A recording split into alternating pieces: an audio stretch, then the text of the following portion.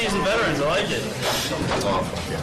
Thank you for attending the Racing for Recovery Support Group meeting. We are focused on maintaining a drug-free and healthy lifestyle. Since 2001, our open forum meetings welcome parents, adolescents, recovering individuals, and anyone who supports our mission. Your suggestions, comments, or ideas are welcome to make our meetings the best they can be. The Racing for Recovery Support Group meeting is a cutting-edge alternative to what is currently offered by combining substance abusers, families, friends, and the public at large. We have created an environment that is beneficial for everyone who has been affected by alcohol and drug addiction. The start time is 7 p.m. Please be on time. Please turn off your cell phones and limit to vibrate and refrain from posting on social media. During the meeting, show respect and courtesy to yourself and others. Please only one person speaking at a time. Please speak loudly so that everyone can hear. Proof of attendance is loudly provided. Turn in your paperwork prior to the meeting and you can pick it up at the end of the meeting. Honesty is required. Feel free to openly share your comments and points of views on how alcohol and drug addiction has impacted your life. This meeting is open to people of all ages and welcomes diversity, so please refrain from using excessive foul language or language that discriminates against any race, gender, religion, ethnicity, sexual orientation, or disability to maintain an atmosphere of respect and dignity for all who are present. If you see a visitor, a new member, or returning member that you haven't seen, welcome them into our program. Confidentiality is important to us. What you say here will not be discussed outside the meeting.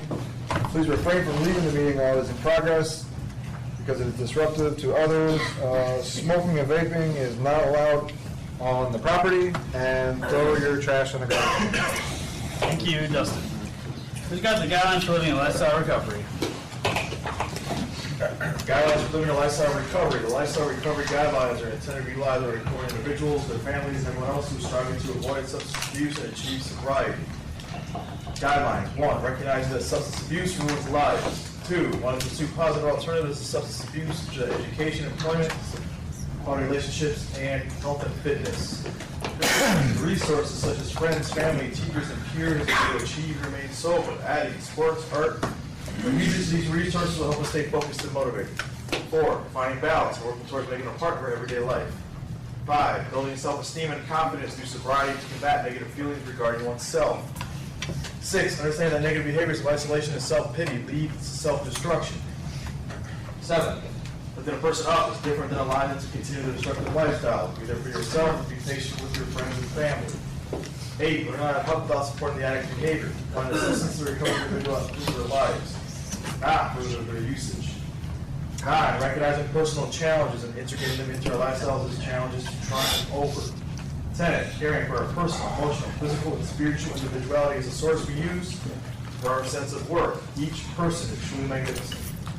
Our mission at Racing for Recovery is to all forms of substance abuse by promoting lifestyle fitness and health for all those affected by addiction. Thanks, Jeremy. Who's got What Racing for Recovery Means to Me by Kelly Anderson? What Racing for Recovery Means to Me by Kelly Anderson. R. Respect yourself enough to quit using. A. Accept the challenges that lie ahead.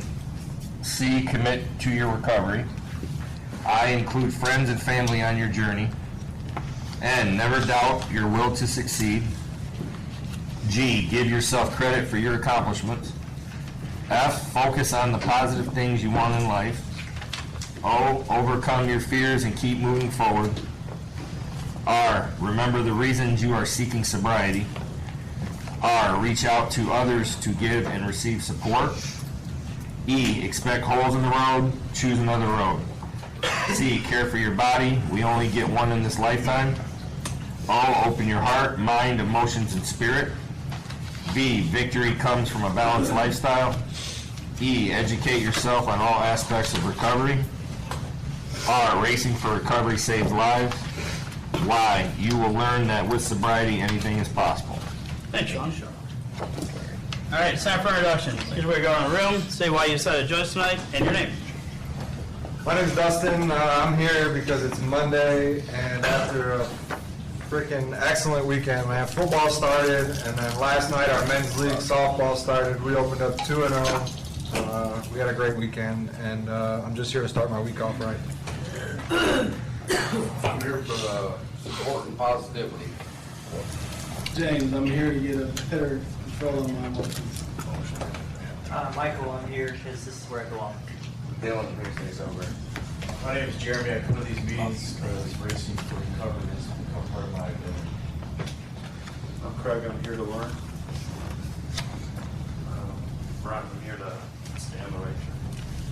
Luke here had a bad week, so trying to keep it right instead of wrong. Tyler, I'm here to remove myself from my life.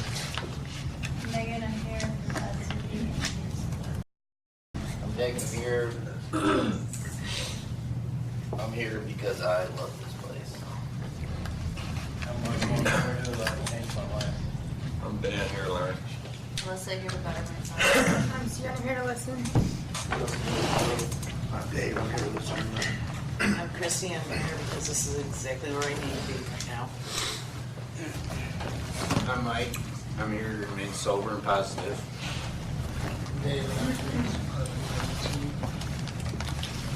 I'm Bob, I'm here for support. Traylon, I'm here to see everybody, and I normally can't make the Monday meeting, so we're here. Hi, I'm Kristen, and I'm here to heal. Beverly, I'm here for positivity and peer support. I'm Dennis. I'm here to learn. Steve, I come here to continue to improve. Someone I'm here to grow. Deanna, I'm here because these meetings are an important part of what helped keep me sober. I'm Sean. I'm here to continue working on myself and try not to shit my own nest. Yeah, you can top that one. I try not to shit my nest. I'm here because of the humor and a good way to start the week. Toby, I'm here to remain teachable. I'm Heather, and I'm here to stay out of my own head. I'm Josh. I'm here to grow because maintaining sobriety is the most important thing in my life. My name's Debbie, I'm Steven's mom. I'm here to join in his success and give parents hope. I'm Gary Stevens. I'm here to give back for all the wonderful things racing has done for our family. I'm Calvin. I'm here to learn. Steven, I'm here to learn how to live life after sobriety. I'm Cindy, I'm here to remain sober, teachable, and to confront my fears. I'm Samantha, and I'm here to continue learning. My name's Faye, and I'm here to get a good support. I'm Tim. I'm just here listening tonight. Gina, I'm here to continue learning how to love myself. I'm Patrick, and I'm here because some days I just need to hear the right thing at the exact moment I need to hear it. My name's Eric, and I keep coming back just to keep learning and to hopefully get back wherever I can. And on that, I'm here to learn. I'm AJ. I'm here for structure and accountability. Also, for all those Michigan fans out there, I just want to say Army almost. Yeah, I'll finish that one. Army almost got you guys. Also, Team 3 in volleyball finished the season 0-9. Nice. We're gonna bring it to tournament tomorrow, so come watch them. I'm Heidi, I'm here to change that. My name is Josh. I'm here to listen. I'm Brittany, and I'm here because throughout sobriety, I've learned to listen to my intuition and to see those telltale signs that everything is going to be okay. I'm Tiffany, I'm here for the endless opportunities. I'm Mel. I am here because I'm having a really tough day. I found out this morning that one of our peers passed away, and it just punched me in the gut. I met him here a few weekends ago. I've been sober, and he was here, and then I was in rehab, and he was also in rehab in Arrowhead. And when I read it on social media, it just really threw me for a loop, and my crandall wheel is off balance now. And I guess I'm here just to remember what I'm working for. You know, I have gratitude that I'm sober. I have almost 10 months. And I empathize with David in his situation and his family's situation, but it's just really hard to be grateful today when you've lost such a good friend. So, but he'll have a memorial in a few weeks, and they said that they would post details. So I don't know if anybody knows him. It's David Sutton. He got sober here, and then he started going to Arrowhead. So just tough, trying to just keep it together. Glad you're here. I'm Allie, and I'm here about my life. And Brittany, I'm here to balance my life. I'm Candace, and I am here for the positivity and support. I'm Adam, here to learn from this book. I'm Dustin. I'm here for the positive environment, and because there's always something I can learn from each meeting. I'm Shelby. I'm here to stay consistent for the positivity. I'm Des, and I'm here to learn balance. I'm Randall. I come to these meetings to learn from this great book, and there's always a lot of good stuff. It's novel here. I'm Zach, and I'm here to maintain sobriety. Believe I'm here to be happy. I'm Jessica, and I'm here because this is part of my routine now, and it keeps me sober. I'm Scott, and I'm here because it works. I'm Candy, and I'm here to stay consistent. I'm Rachel. I'm here to stay sober, live a happy and healthy life, and also tell AJ, just because of your horrible volleyball record, don't be bashing Michigan.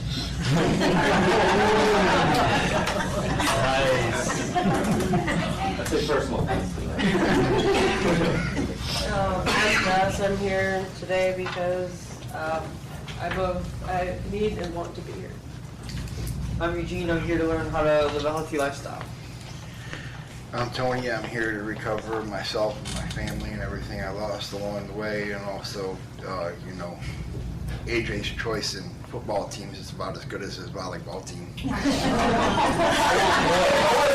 143 is a shutout. Against a school that's basically a high school football team. UC is not known for football. I like how we can laugh here. It's awesome.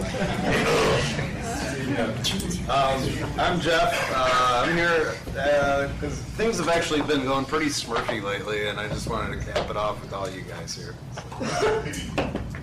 I'm Matt. I'm here to stay positive. I'm here to stay sober and succeed. I'm Brittany, and I'm here to start my week off good. And I'm Brian, and I'm here to make some changes that I can't make by myself. My name's Joe. I'm here to remain teachable and just gotta start the week out right. I'm Steven. I'm here because this is a safe place for us to laugh, joke around, cry, have each other's back, and just let it all out. I don't know. This is the best place in the world just to be safe and talk about the things that matter, and I am ever so grateful for it. So let's get started. Who's got the answer by Donald D. Carr? The answer by Donald D. Carr. Running from the misery, trying to escape the pain, as I approach the light of hope that lies before me. Each step overwhelms me. Every breath sears my throat. I ache. My body rebels against me. My memories torment me. Agony has become my closest companion. My demons mock me as I dangle helplessly above the abyss of alcohol and drug abuse. The voices all sound the same, criticizing, accusing, blaming me for what has happened. They don't understand. They don't care who I am. I am a human being full of thoughts and feelings. I'm worth saving. Just show me the way. At last I reach the light of promise. There stands the answer. Open arms, understanding smiles, looks of trust. And so it begins, racing for recovery. All right, announcements. We got the volleyball stuff out of the way, softball stuff out of the way. There's a race coming up, end of October. It's gonna be sweet. Sign up. There's already a bunch of people signed up. You can pre-order our book on our website too. I think my mom was the first one to pre-order it out of everybody, so that's pretty cool. And shout out to Mom over there. Yeah, check it out. Our third book's coming out. It's gonna be awesome. Stay tuned. As you can see from the introductions, are meetings for everyone affected by self-destructive behaviors. No topic is off limits. If you have a question or something you'd like to discuss, we encourage you to bring it up early so we have time to discuss it. With that being said, does anyone have anything they'd like to talk about before we get started in the book? Anything good, bad, anywhere in between? Yeah. Rob, Are we gonna be able to buy the book here Yeah. or only online? You can pre-order it online, but you'll be able to buy it here. Yes. Okay. A really good friend of mine told me to bring this up at the meetings tonight.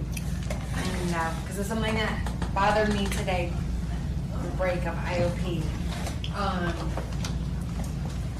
I just don't think everybody knows exactly what is physically going on with me, so, somebody made a comment as I was leaving, and, I have a condition where I have very brittle bones, and it was brought on by, chemo and radiation, the after effects. And,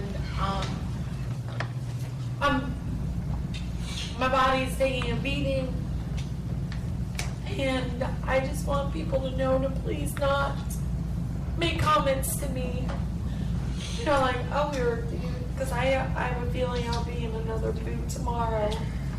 But it's hurtful, and I know it's not meant to hurt my feelings, like it's not intentional, but it does bother me. Well, like I always say, you got this. You're a lot stronger than you think. So keep going, okay? Thank you. Rock that boot. All right, we're on chapter 5, page 51, Build Self-Esteem and Confidence. We got 2 extra books up here, too, if anyone wants to borrow them. Now we got 1. 51 on chapter 5, Build Self-Esteem and Confidence.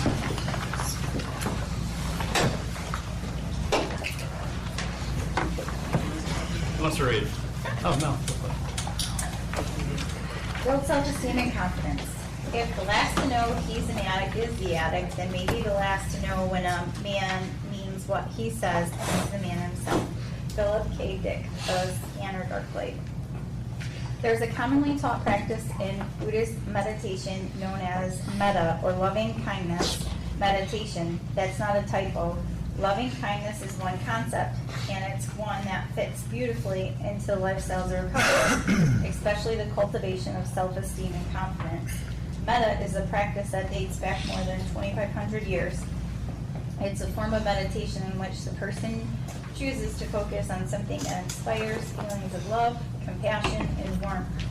In people who have low self-esteem, oftentimes a therapist or meditation counselor will have them focus on something or someone other than themselves, a child, parent, spouse, or good friend.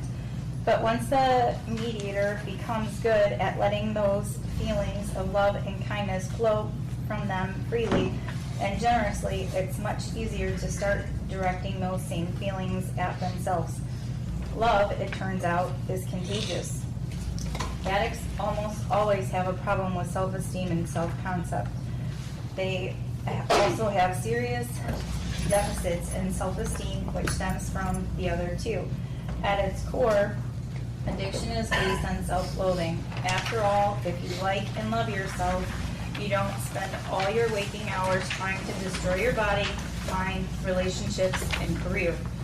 I see the self-hatred and sabotage all the time in our support group meetings. I even see it in my own self-talk when I beat myself up over the failure of my marriage or the other ways in which I haven't been perfect. We could all benefit from some loving kindness from time to time, from others, but mostly from ourselves. It takes a great deal of mental discipline to catch yourself in the middle of a toxic self-talk and change the tenor of your inner monologue. It takes self-awareness, time, and guidance, but you can do it. And more importantly, you must do it. Nobody can achieve real, lasting victory over addiction while clinging to the feelings of helplessness, self-hatred that characterize addiction. That's what this lifestyle is all about. But first, let's shed some light on that terribly overused term, self-esteem, because as the character of Inigo Montoya said in The Princess Bride, I don't think it means what you think it means. Thanks, Mel.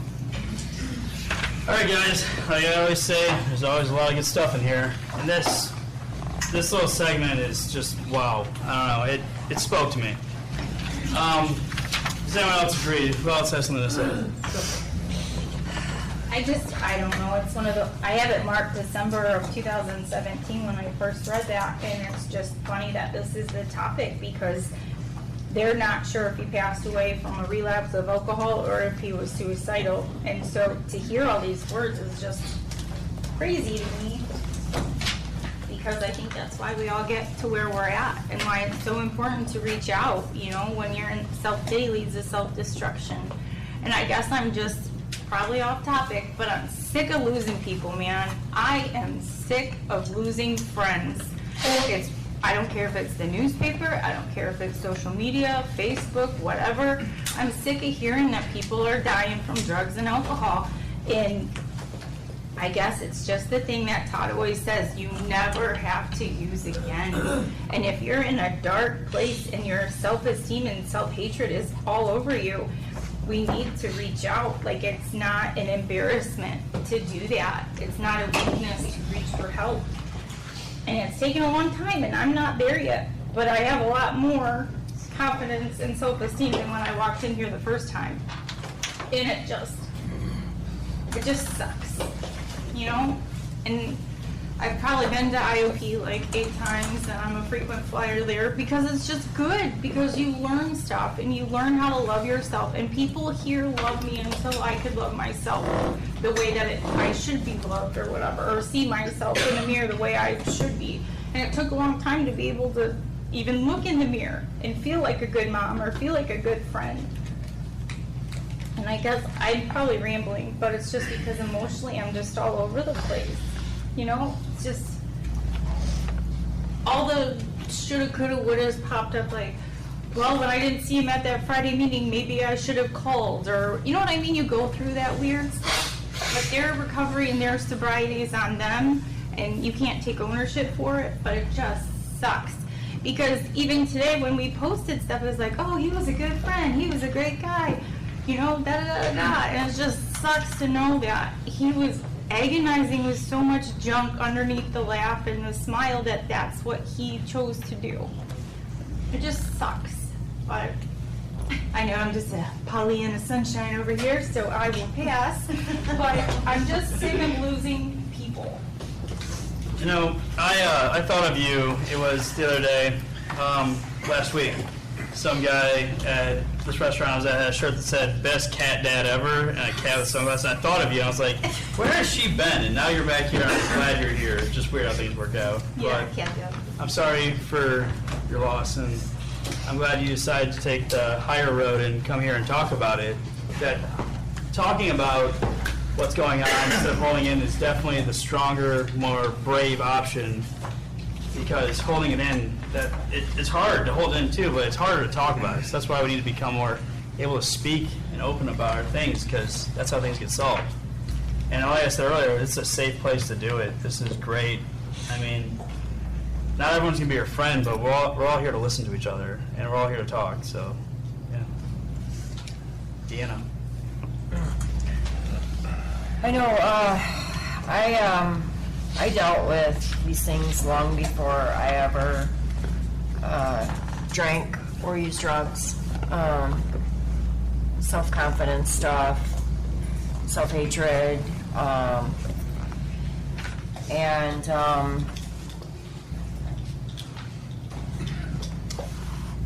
I can't sit here and say that it contributed a lot to me. Well, I guess maybe it did.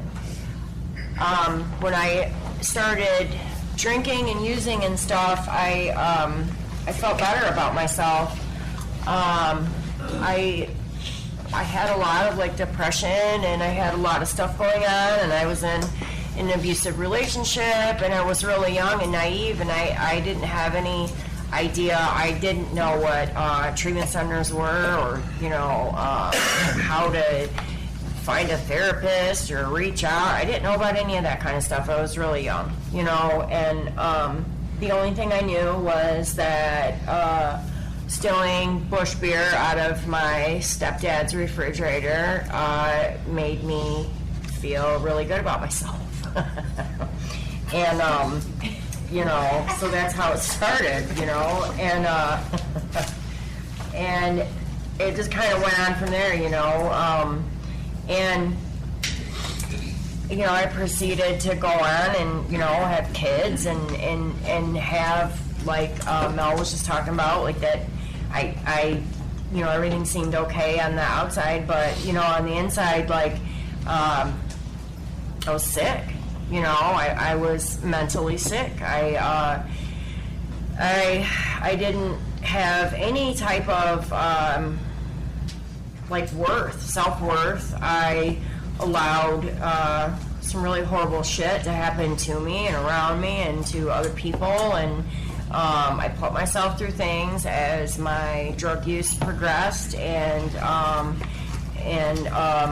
you know, other things happened to me, and then it's like as things got worse, you know, my using and stuff got worse to cover it up, and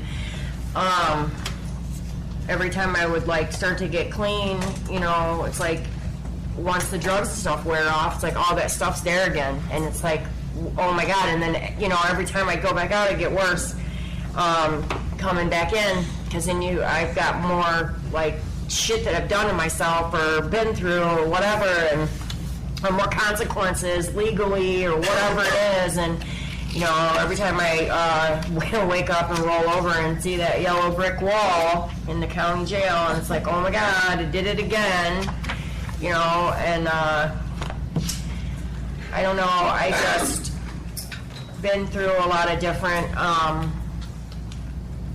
types of treatment and stuff, and I think that the combination of what I'm doing now is really working. It's been really hard and a really slow process, and I have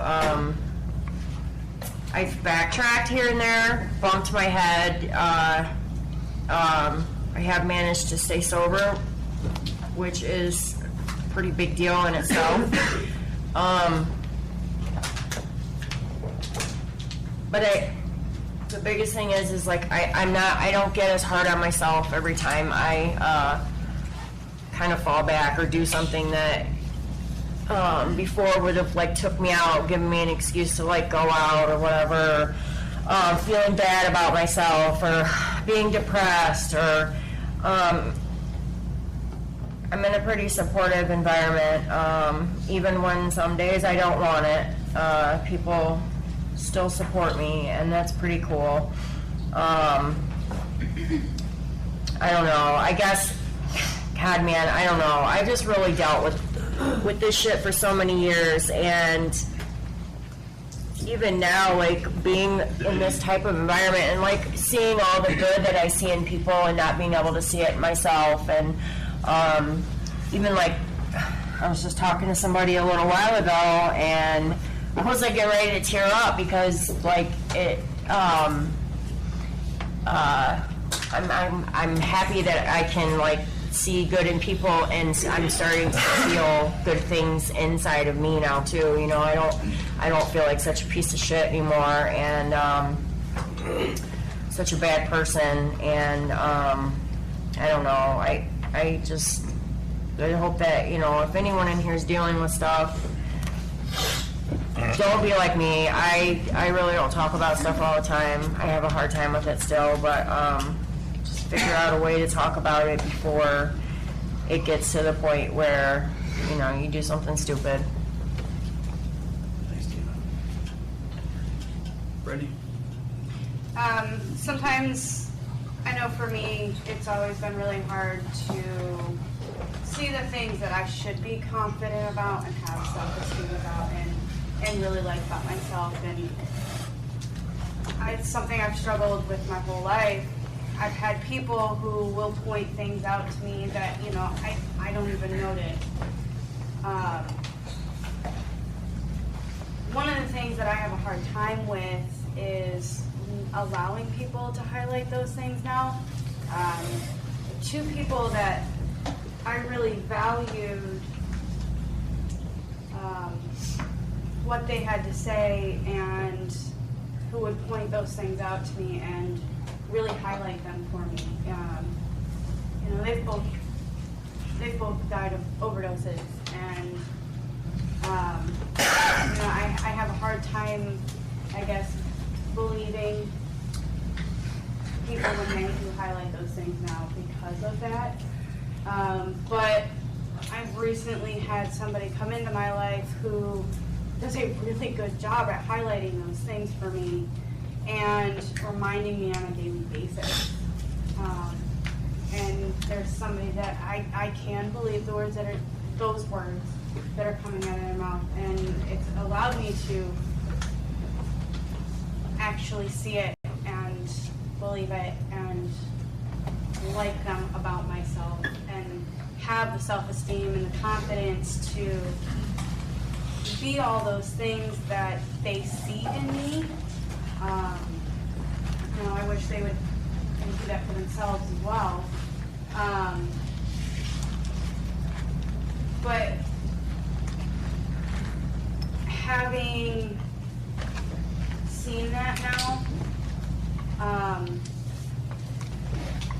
want to capitalize on it, and I want to do the same thing that I've had others do for me and highlight the things that I see in people to help build their self-esteem.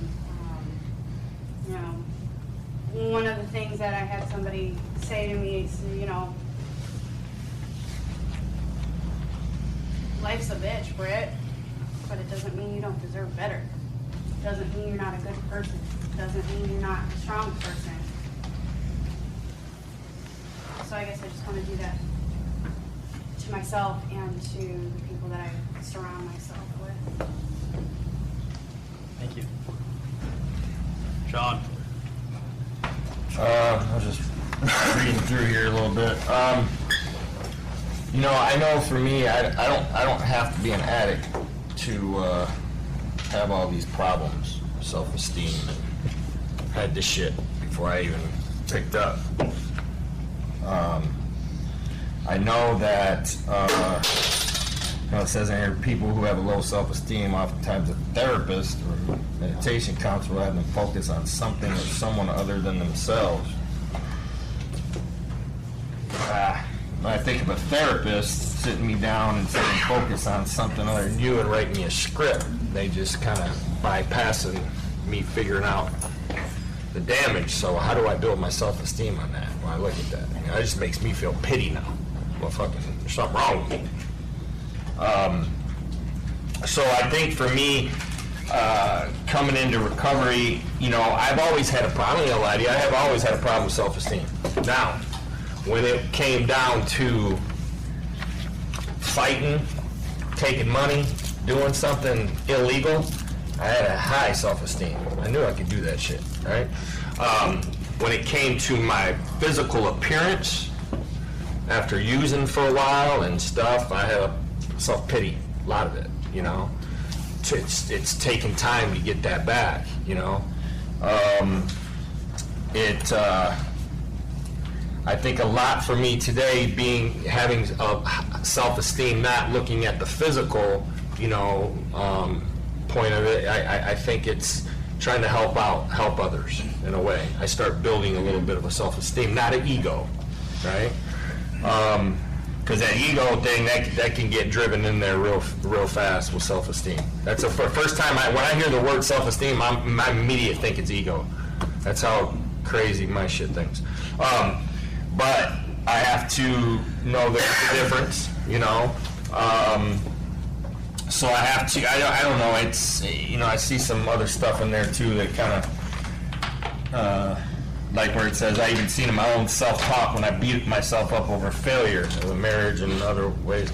I had to look too that, you know, I was so good at listening to people that, like, even when I was in jail, man, if you just tell your attorney to do this, shit, I did this 3 times, and that stupid ass shit, I went and tried that shit and didn't work.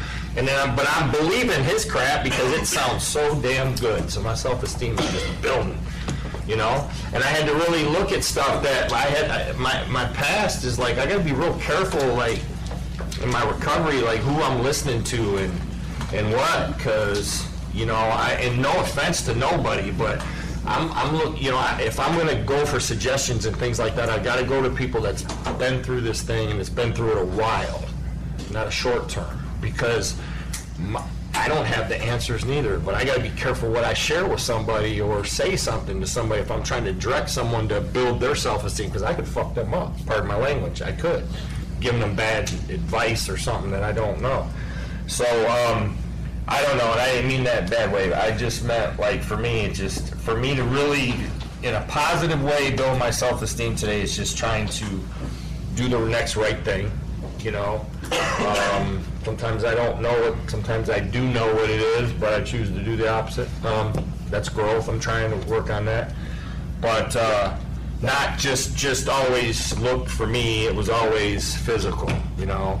If I can get some new clothes and hit the gym and get bigger, and you know, that ego starts kicking in. That was me, you know. So I have to really watch that and know that it's helping others, trying to do something in a positive way for someone else. And it might not be something I want to do. So. There's a huge part, and something that relates to me is when I first got sober, I felt like I wasn't really worth much because of the things I've done in my past, because the person I was for the past X amount of years. And I had no self-esteem and no confidence whatsoever. I didn't have any loving kindness. I had the love and care of the people that love me, and I looked towards them. And like he says in the book, like, I used their love and their kindness to let it manifest some inside of myself.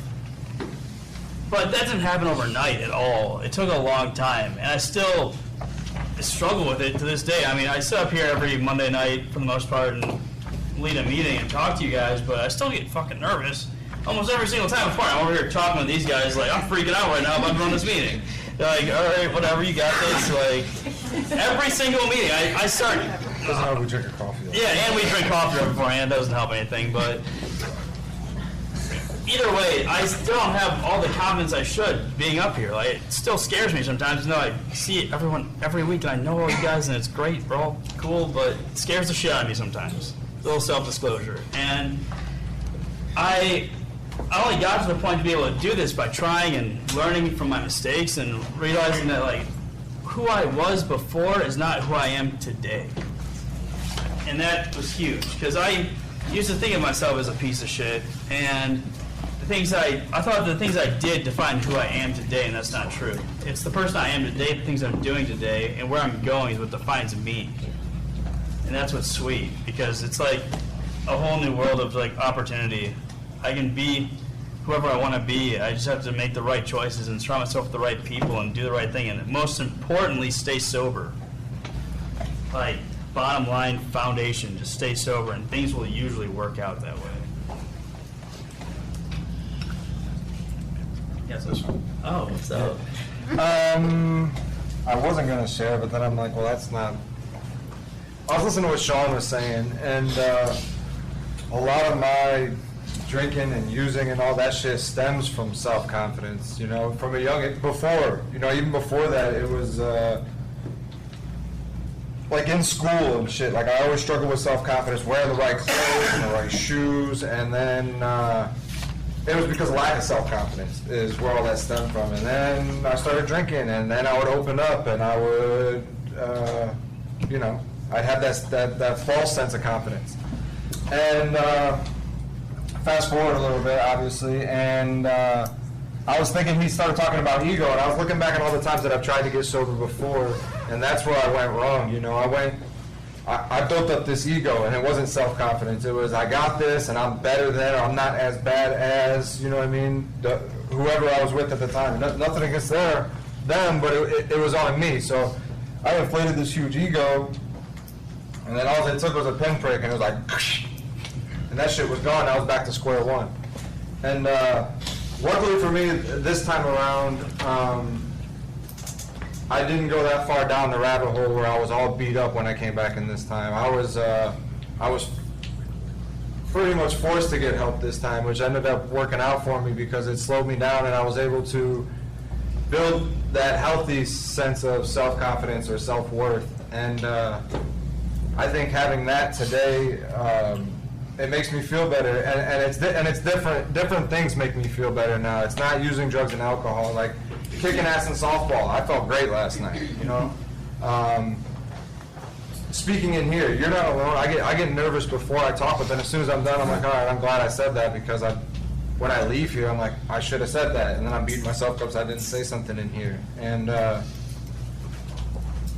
coffee doesn't help, that's for sure, because I get all jittery and shit. But yeah, I don't know. I just really related. He's talking about the self-confidence, and I think it's easy to mistake ego with self-confidence, because I know how good I was at boosting my own ego in the past, and I think he was right about, you know, be careful which one you're reinforcing. You know.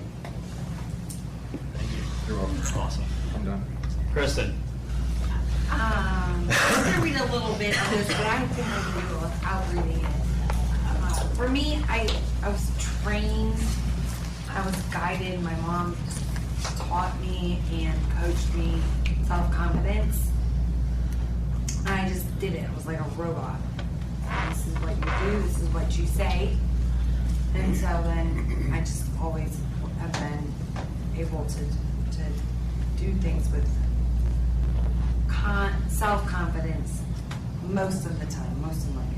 But it's the self-esteem that is the hard part for me, especially all the chaos that I created in my addiction.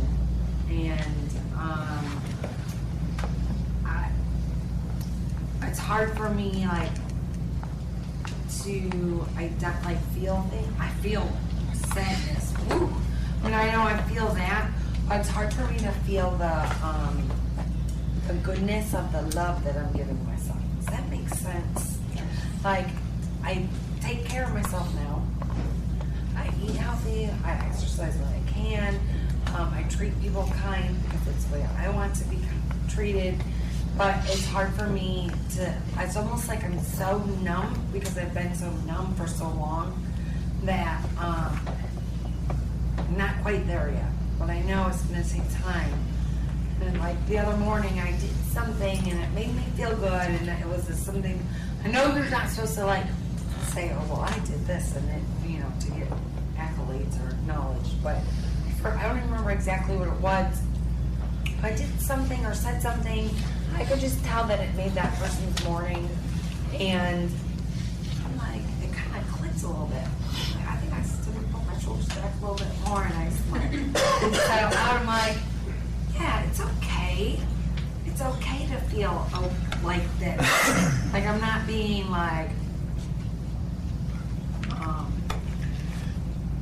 I don't know how to describe it in words, but there was this crack of hope, like, oh my God, I felt like happy for doing something.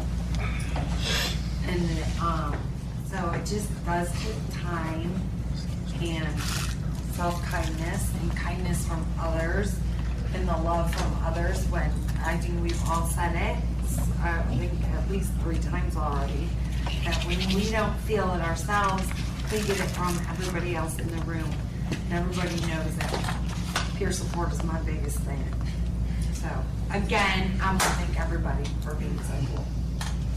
Thanks, Kristen.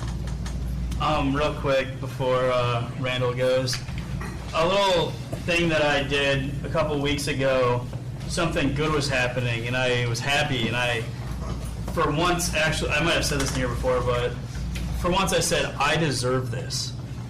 And that was huge to me. Like, to myself, I said, I deserve this, and I was like, whoa. Like, everything just kind of got a little bit brighter, and I was like, I do deserve this, and this is awesome. Like, I deserve to be happy. I deserve these moments. And I think just like little mantras and self-talks are really what brings us up, because for the longest time, I negatively talked to myself. Like, negative self-talk was my biggest downfall. Like, oh, you can't do that. Or like, hey, you should give up now. Or like, just stop because it's not going to go anywhere. I did that so much. Like, hey, you're stupid, stop. Like, I can do this all day. Like, it's bad. But when you flip the script and say, hey, you're doing really well, be patient with yourself. You're still learning. Like, you've got some time. Slow down. Like, just talk to yourself as you talk to someone else. And, man, I don't always do it, but when I do that, it goes smoothly, and I'm happy with myself. So yeah, a little positive self-talk goes a long way. I don't know, I think for me, when I first came in, it was, I had my head low, I didn't have any self-confidence, terrible self-esteem, didn't want to really share, I was, scared of what people thought of me, or if I was going to say something stupid, or, it was always like a battle, and after like a couple days, couple months went by, I started reflecting on why don't I have confidence? When did this all start? And it's weird. I think I've said this before, but it's I used to play travel baseball when I was a kid. I played t-ball all the way to travel baseball in middle school, and I was an awesome fielder. I was just a great fielder. But when it was coming to batting, I'd get just singles, nothing crazy, or I'd strike out. My dad would be at the games, and after the games, I'd kind of be disappointed, oh man, I wish I would have, all these other kids are just cranking, hitting the ball far, and, I'm like, man, why can't I do that? What's wrong, And, I always had, when I would always go up to the batter's box, I remember, thinking, oh, they're gonna, everyone's looking at me. You get that feeling, everyone's looking at me, what if I strike out? Or what if I, all this self-esteem issues, and, I'm gonna look like an idiot, pretty much. I strike out, I'm gonna look like an idiot. Or, there's 2 outs, and bases are loaded, I strike out, you're gonna just feel not good about yourself. So anyways, after the game, I'd be talking to my dad, he'd always kind of critique me on what I could have done better, and he's always just telling me, he's I want to hit the ball, I was always saying that to him. He was he said this, he was if you don't have confidence in yourself when you step up to that batter's box, you're not going to hit the ball. You're not going to get the hit that you want. And I don't know, I've always thought about that, and yeah, it's true. It's the honest truth, and applying that to today, it's true too. That's totally I can relate it a lot, because if you don't have confidence on the way you are today, I don't know, you're not gonna live your best life, I guess, or you're not gonna treat people, or be the best worker you can be. If I don't have confidence in recovery, how am I supposed to know that I'm gonna do this? And that all, for me having confidence, that directly correlates with self-esteem. If I don't know that I can do this, then self-esteem is going to constantly keep tearing me down. So, I've done a lot of bad things in my addiction, but I know that's my past, and it's not who I am today, and I know that I'm a good person today. I know we all are good people today. So, self-confidence is everything. In your job, in meeting people, and the way I got that, and the way it helps me, the way because it's even a challenge for me today to kind of have the right self-esteem and still be confident about myself. It's a constant battle. Surrounding myself with the right people who have a little bit of self-confidence, that I ask, how do they get this? How can I get this? you know,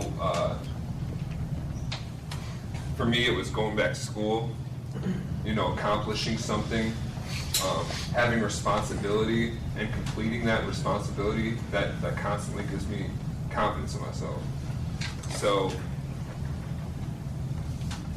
I don't know, it all correlates and helps your self-esteem. That's all I got.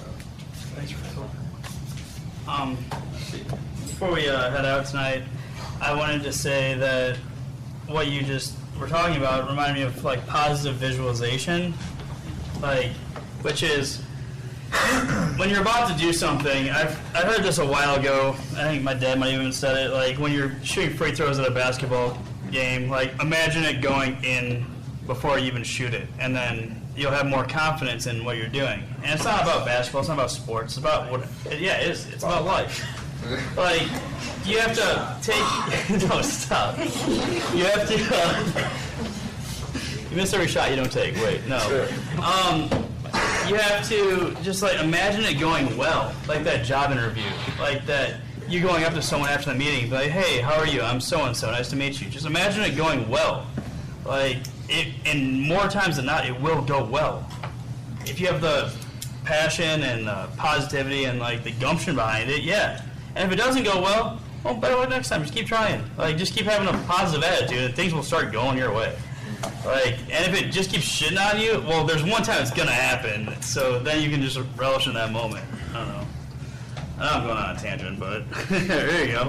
Well, I just want to say that thank you for being transparent. Well, everybody that spoke tonight, we were all pretty transparent because it's in that transparency that we can build commonality. And it's like Randall said, sometimes you want to look to the next person and say, I want to know how they got there.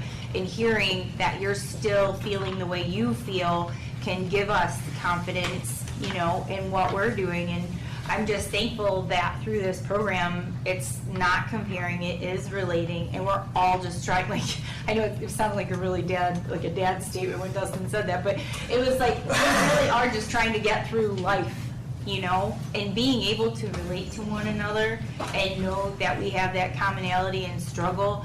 I think it puts everybody on an even playing field, and we can all go up from there. So I know that was probably a really mom thing to say, but takes one to know one. So I'm just really thankful that we can walk in this place and be credible and transparent and be able to walk in that. So thank you for letting me share. Yeah, no problem. So one last thing I forgot to say too. The other thing for me, you know, I started getting a really strong relationship with God, with me. That started building my self-esteem a little bit too.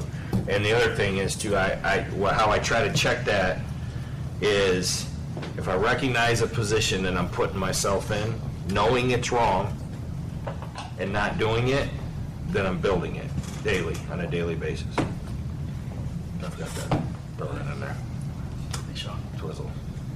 Oh, change up. All right, who's got the autobiography? Don't put yourself. Autobiography, 5 short chapters by Portia Nelson. I walk down the street, there's a deep hole in the sidewalk, I fall in. I'm lost, I'm hopeless, it isn't my fault. It takes forever to find a way out. I walk down the same street, there's a deep hole in the sidewalk, I pretend I don't see it. I fall in again. I can't believe I'm in the same place, but it isn't my fault. It takes a long time to get out. I walk down the same street, there's a deep hole in the sidewalk, I see it is there, I still fall in, it's a habit. My eyes are open, I know where I am, it is my fault, I get out immediately. I walk down the same street, there's a deep hole in the sidewalk, I walk around it. I walk down the street.